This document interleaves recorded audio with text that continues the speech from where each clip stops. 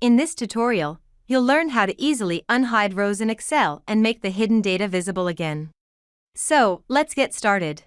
If you've followed our previous tutorial on hiding rows in Excel, you might have hidden some rows unintentionally. But don't worry, it's easy to spot them.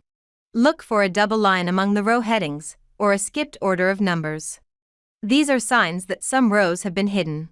To unhide the rows, you need to select the rows you want to make visible. You can do this by selecting one row above and one row below the hidden rows.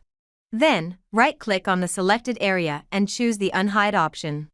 That's it. The hidden rows will now appear in your spreadsheet, and if you print the sheet, they will be visible there too. Here's a useful tip. If you want to unhide all rows in the whole spreadsheet, simply click on the top left-hand corner of the sheet to highlight the entire sheet.